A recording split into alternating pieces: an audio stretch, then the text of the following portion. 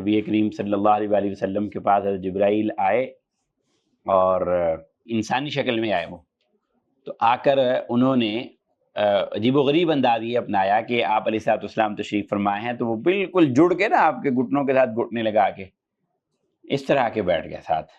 جو بڑی پرانی مراسم ہوتے ہیں، بہت بے تکلفی ہوتی ہے، اور پھر سوالات کیے، ایمان کیا ہے، اسلام کیا ہے، قیامت کب آئے گی، تقدیر کیا ہے، اس طرح سے سوالات کیے نا۔ تو ان کے جانے کے بعد آپ نے پوچھا پتہ ہے کون تھا؟ صحابہ نے کہا رسول اللہ ہمیں تو نہیں معلوم کون تھے، لیکن بہرحال ہے عجیب و غریبی قصہ تھا کہ شہر کے اندر کبھی ان کو دیکھا کوئی نہیں، تو اس کا مطلب ہے کہ مسافر ہیں تو کپڑے میلے ہونے چاہیے، یہاں کون سا کوئی ایسے کوئی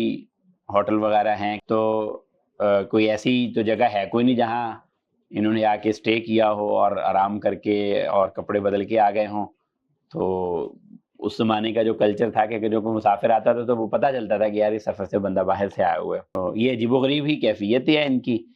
تو ہمیں نہیں سمجھ آئی کیا۔ تو آپ نے کہا کہ جبرائیل تھے اور تمہیں سوالات کا طریقہ سکھانے کے لیے، تمہیں اپنے نبی سے علم حاصل کرنے کا طریقہ سکھانے کے لیے آئے تھے، تو اس میں محدثین نے کہا کہ گھٹنوں سے گھٹنے جوڑ کے کیا علم سکھانا۔ تو وہ والی بات جو میں نے شروع میں کہی کہ یہ جو ایک تعلق ہوتا ہے تعلیم و تعلم کا،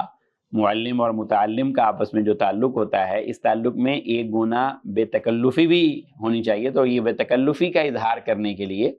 بلکہ ایک روایات کے اندر یہ بھی آتے ہیں کہ اپنے ہاتھ آپ علیہ الصلوۃ والسلام کے گھٹنوں پہ رکھ دیے، گھٹنے ساتھ جوڑ کر اپنے ہاتھ اپنے گھٹنوں پہ رکھنے کی وجہ آپ کے گھٹنوں پہ رکھ دیے۔ تو وہ ایک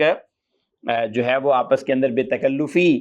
اور ایک مضبوط جوڑ پیدا کرنے کے لیے کہ جو استاد ہے وہ بڑا کلوز ریلیشن ہوتا ہے اس کے ساتھ۔ تو میں جو آپ کے ساتھ شروع میں جو گپ شپ کرتا ہوں نا، وہ اسی مقصد کے لیے کرتا ہوں کہ کہیں آپ ڈرے رہیں کہ ہوں تو مفتی صاحب آ گئے، پتہ نہیں کوئی بلا ہی آ گئی۔ تو بہرحال اللہ تعالیٰ ہمیں استقامت عطا فرمائے۔